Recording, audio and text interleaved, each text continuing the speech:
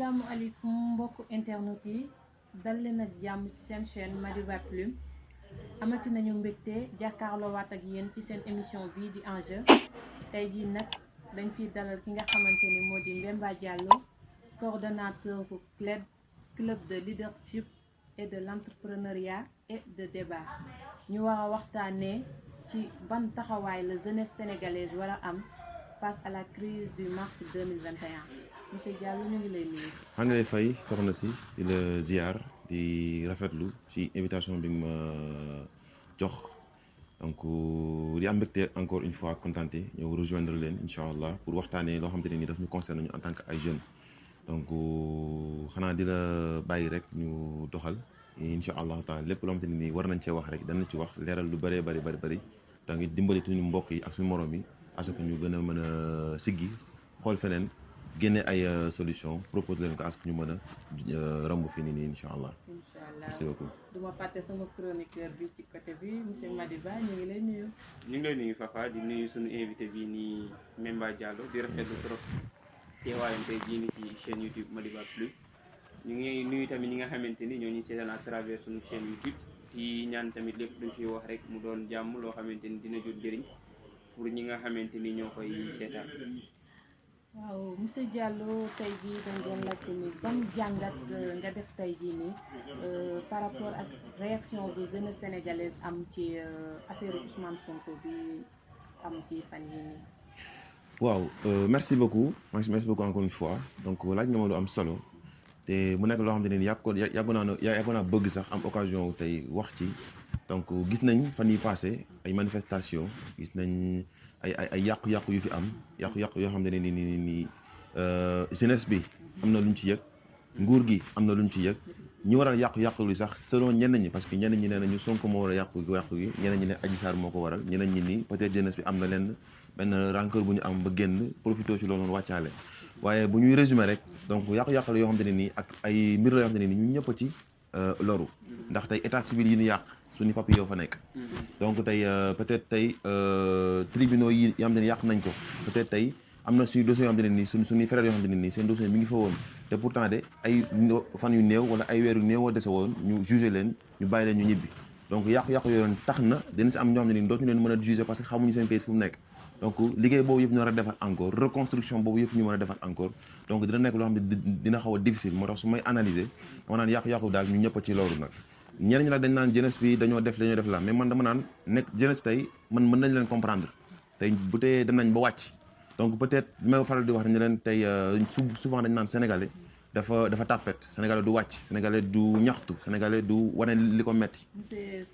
Diallo nga may ma foofu est-ce que tey jii nii réaction jeunesse boobu noonu est-ce que tey affaire Sonko Adji Sarr moo ko waral wala loolu c'était juste un élément déclencheur c'est-à-dire que bari na ay frustration wala ay affaires yoo xamante ni dañ ko dencoon c'était une occasion la woon pour ñu génne ko. man je dirais que ni élément déclencheur la certes bokk na ci parce que tey am na Sonko am na ay soppe Sonko am na ñu ko gëm am na ñu ko wóolu Sonko tey am na ñoo xam ne tey dañ koy xeexal ngir tey yaakaar nañ ne tey bu fi toogee tey wuutu peut-être ñi fi nekk peut-être dañu def leneen lu bokkut ak ñoom li ñu def waaye tey am na leneen loo xam ne nii dama naan 80% la ci li tax nit ñi wàcc parce que wax nga ko léegi frustration léegi tam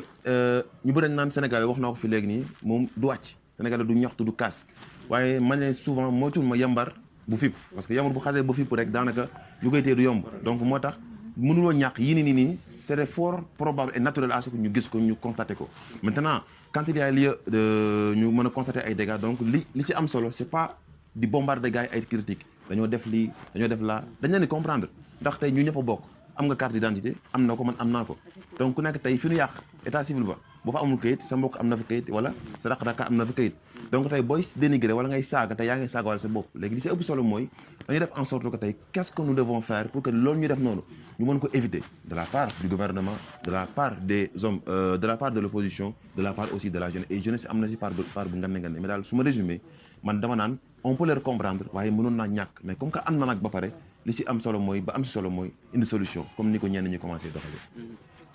voilà foofu li ñu koy ajouté mooy crise bi dafa wone ay problèmes yu bëri yoo xamante ni jeunesse bi ñu ngi ko doon sooxaale et malheureusement on n'a pas eu la lecture de xam lan exactement moo nekkoon problème bi on voyait nit yi di jël gaal di dem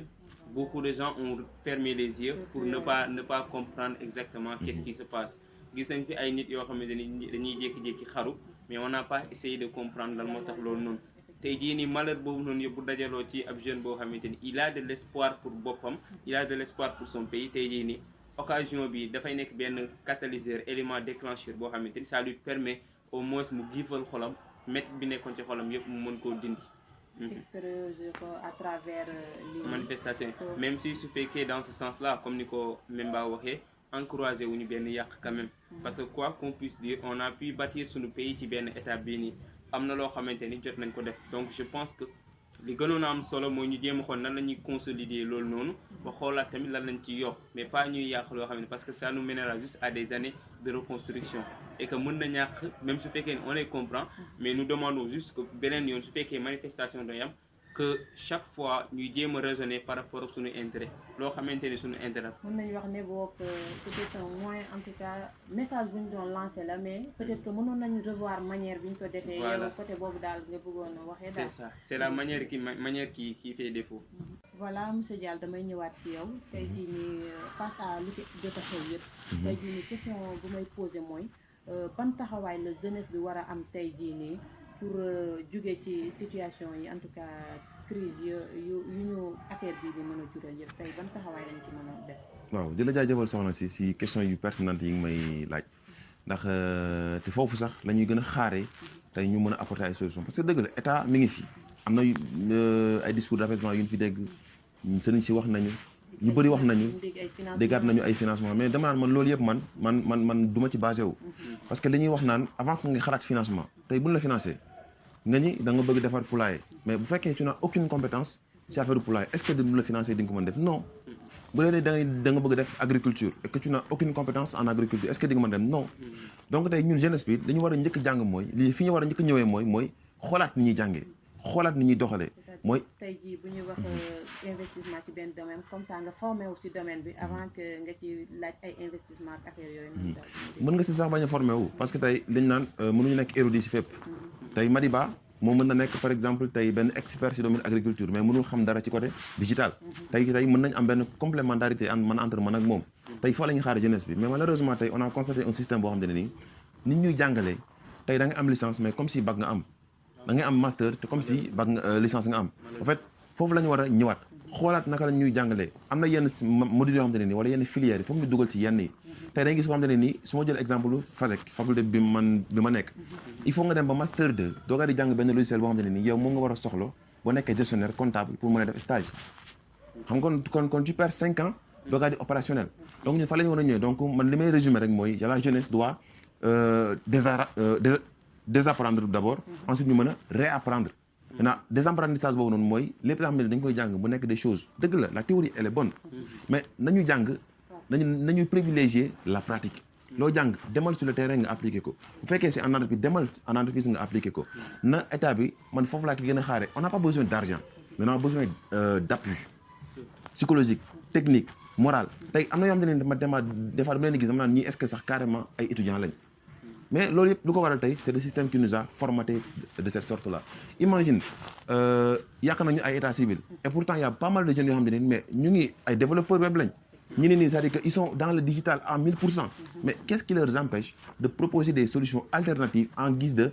résolution par rapport ak li nga xam ne am na fi depuis quand la ñuy wax ay numérisation des états civils kon lii kon ça peut être une occasion comme la ñuy wax le bonheur des uns peut-être fait le malheur des autres donc tey am na yoo xam ne war nañ si mën a profiter ci mën a proposer à l'état des solutions jëlal étudiants yi nekk master 2 keroog dama nekkoon Madiar campus am ku ma doon waxtaanal foofu noonu mu ne ma mi ngi master 2 mais ba léegi su defaragul mémoire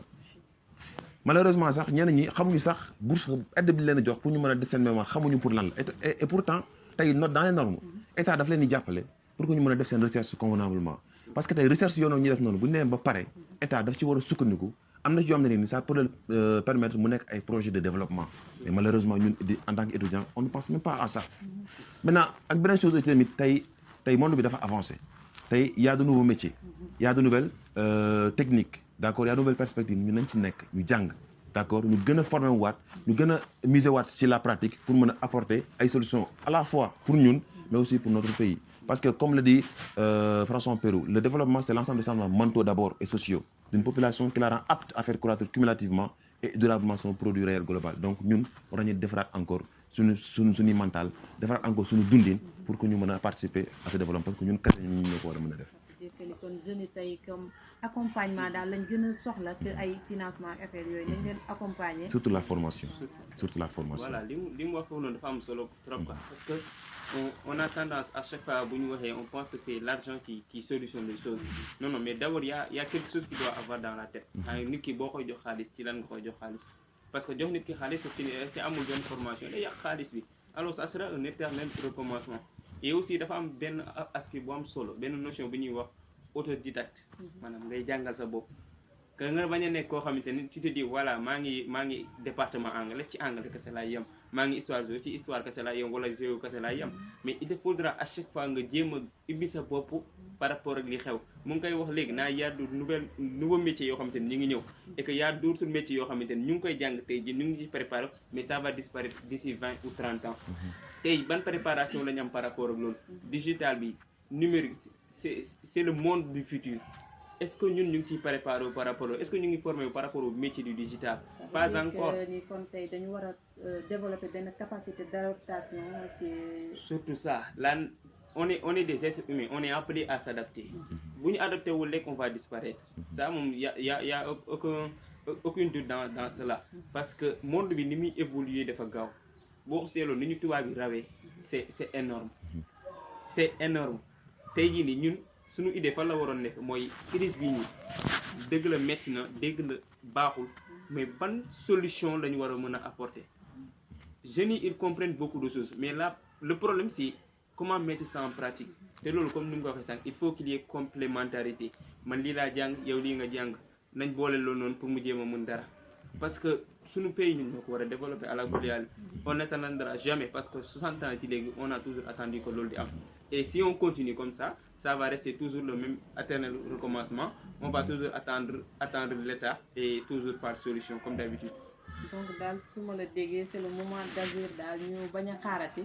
en tout cas ñu jóg nañ ci nekk daal su ma la déggee daal loolu nga bëgg a wax daal. exactement nañ ci nekk parce que y aura pas de temps à perdre. li ñuy wax rek temps bi moom xaarul kenn. surtout ak impact Covid yi nga xamante ne dafa ñëw dooleeku waat ci. Ça risque d'être trop grave si on ne fait pas attention, surtout du côté de la jeunesse. Parce qu'on est une population plus de 105 ans, plus de 105% des jeunes. Donc cela doit être une force et non une faiblesse. Loolu dañ ko war a utiliser comme force mais pas ñu ciy lamenté wu naan jeunesse bi nii jeunesse bi ne jeunesse ñoo war a jël ses responsabilités d'abord par une formation boo xam ne day concrète. Xam ne boo ci jugee lii ngay mën mais des théories des diplômes sans compétence à la fin voilà. defoon leneen moo koy jël. ni ñu koy waxee daal mooy loolu kon voilà monsieur Mbemba Diallo amoon nañ mbégte bu baax ak contentement dalal la tey jii fii ci suñu plateau Enjeu voilà di la jaajëfal question réponse yi pertinente na j'espère que ni jeunesse bi tey jii nii dinañ ci mën a jëriñu en tout cas li ñu fi wax j'espère que dina leen amal njëriñ daal voilà ñu bàyyi leen ngeen tàggatoo ak. waaw xanaa di wax lenn rek man chaque jour fa laay waxee te man ñi ma gën a soxal mooy étudiants yi soo dama naan man fa laa bokk si ñoom laa bokk kon ñoom lu leen dal ak lu leen métti man daf may métti dal ma yàlla xam ne ne nii chaque jour ko jëfee du ma ci jóg di ko wax sama statut WhatsApp ñenn ñi sax dañuy jël sama numéro uniquement pour mën di gis sama statut parce que dama ni ñun en fait ñoo war a produire le changement te li wax na ko léegi le numérique am na sama benn xarit bu koy wax à l'ère du numérique l'ignorance devient un choix moom wax na ko autodidacte dafa am solo te ñu bëri xamuñ ni mais tamit par manque d'information dañ koy comprendre mais ñu bëri xamuñ ni que ni tey avec le numérique tey lu ñu bëgg jàng ci àdduna war nañ ko mën a jàng en restant chez eux tey mën nga participer à des certifications à des examens à des cours depuis ay universités yoo xam ne sor nañ trop te sa kaw laal ngay toog di jàng donc fa la ñu war a nekk en tout cas foofu lay tàggatowee di leen remercier di ñaan yàlla rek xanaa tey liñ fi wax mu dugg ci nopp yu bëri mu jëriñ ñu bëri en particulier étudiants yi ñu ñaan yàlla tey bu ñu fi jógee tey peut-être ñu bëri jaaree ci lii nii am benn reprise de conscience xalaat lan la ñu war a mën a def xalaat lu ñu bëgg mën ca nekk mën ca dem mën a éviter aussi tamit l'asymétrie d'information en tout cas ñu man à mon niveau dama ko wax chaque jour que je man je suis toujours ouvert et disponible pour képp koo xam ne da nga pare pour ñu apporter le changement te je pense que tey Madiba bu defee loolu nga def loolu ñu ñëpp ku nekk dana andi solution en tout cas loolu moo nekkoon objectif bi changement nan la ñuy changer idées yi mentalité yi ba ñun ñëpp en tout cas ñu mën cee jëriñu gën a mën a jëm kanam gën a avancer Madiba ñu bàyyi la nga tàggatoo mbokku internet yi. voilà ni ngi rafetlu waxtaan di waxtaan di kontaan tamit ci ñëwam bi xam naa fi ma ko bëggoon laaj tuuti mooy comme que moom c'était entrepreneur la moom mu wax ñu tey jii nii naka la entrepreneuriat nekkee solution face à cette crise là man xam naa loolu mooy nekk sama kàddu gu mujj envers moom. waaw mon cher comme li may faral di wax rek ñu bëri dañuy jaawale lancer wu dans l'entrepreneuriat parce que dañu am besoin bu ñu war a satisfaire des fois nga dégg benn jàmm man de dama bëgg dugg ci entrepreneuriat lu tax boo ko ne lu tax mu ne la parce que damay amul passe bu ma jàngisee wala dama amul lii wala sama bourse daf ma doy ma ne ko tant que yaa ngi xalaate loolu mënoo mos a ko ne ba entreprendre génn ci parce que da nga koy wax souvent presque 98% des entreprises duñ fêter seen premier anniversaire lu koy waral mooy dañ ci dugg par besoin mais duñ ko mën a continuer parce que looy def ak tricherie rek donc day nekk hypocrisie man damay bëgg tey Madiba buy lancé wu na dugg ci loo xam ne nii tey parce que dafa bëgg résoudre benn problème exemple de problème te état civil yi mais kenn tey bu ne man dinaa taxaw en tant que développeur développer application moom ne nii képp ku bëgg wut kayitu juddu di nga ko mën a am te doo sonal sa bopp kooku noonu il est en train de résoudre un problème te xamul fan la ban envergure la war a mën a am kenn ku ne man dama bëgg démocratiser la formation mais il peut créer un site boo xam ne nii dafa koy permettre à ce que mu mën a nit ñi mën a former wu depuis leur maison kooku il est en train d'apporter une solution damay jox benn exemple ay étudiants dama leen ni sant jaajëfalal de passage ñaar lañ ren nañuy def seen licence gis nga dañ ko doon café ñu koy foowee noonu ñu ne dañu bëgg entrepreneur man leen pourtant yéen a ngi wuti lu ngande mais lu yomb a ngi fi gerte caaf mbuus kase lañ ko xamee di ko jaay mais qu'est-ce qui vous empêche ngeen personnaliser ko ngeen moderniser ko def ko ci ay sachet ay pot gerte suukar ak mburaake dañ ko doon café mais dañ ko commencé je vous jure ba ñu premier jour bi ñu njëkkee indi stock su guddi si la jeex là où je te parle ils ont enregistré leur entreprise am nañ seen RC am nañ seen NINEA et ce sont deux jeunes entrepreneurs ñu ngi fii Fasek di def seen licence imaginez donc loolu rek la donc te dugguñu si pour mën a apporter benn besoin mais dañu bëgg dugg pour créer benn solution te bientôt bu ne yàlla dimbalee ñu mën a dem si ay Auchan xool ci rayon yi mën fa déposer voilà grande surface exposer ba seen produit mais loolu alhamdulilah mais jeune bu nekk bu defee loolu dans différents domaines mais ñu Sénégal kon duñu soxla xaalisu état bi ñu ñooy dolli état bi parce que bu ñu amee entreprise dañ koy fay impôt dañ koy fay TVA donc ñun kon dañuy war a contribuer ci loolu en tout cas en résumé te loolu mooy entrepreneuriat donc nga dugg ci dara parce que da nga am benn solution benn problème boo gis et le fait d'apporter une solution loolu mooy idée de projet te le fait nga concrétiser ko nag tu es dans l'entrepreneuriat. Voilà c'est ça de comme ni ko benn économiste français doon waxee nee na si vous travaillez pour de l'argent wala ngeen entreprendre pour de l'argent cela veut dire que ni doo leen réussir parce que il faudra nga jéem a xool comment tu vas solutionner benn problème bu taxaw et loolu mooy pertinence su entrepreneuriat mais pas dugg ci pour xaalis parce que heure boo ci duggee pour xaalis bu besoin ñëwee di nga jël xaalis bi utiliser ko mais boo ci duggee par passion bëgg ci dugg par résoudre benn problème là dina la permettre yow nga concrétiser li ngay def parce que entrepreneuriat dafa métti c'est tout à fait risqué à chaque fois c'est pas évident boo ci duggee sans motivation sans amour rek tu risques d'échouer waaw mu nga Madiba foofu lay ñëw tëjee loolu moom nekkul entrepreneurial kese nit ki looy dugg rek man foog naa ne boo ci demul ak amour ak passion ak motivation voilà jarul sax nga ci sonn voilà c'est un échec en tout cas anticipé voilà gis ngeen nag boobu ba léegi ñu ngi tàggoo mais débat bi tey dafa am solo xaw suñu invité bi la en tout cas daal lii lañ leen indiloon tey ci seen émission Enjeu voilà di leen joxaat dig daje beneen numéro Enjeu incha allah on se dit bye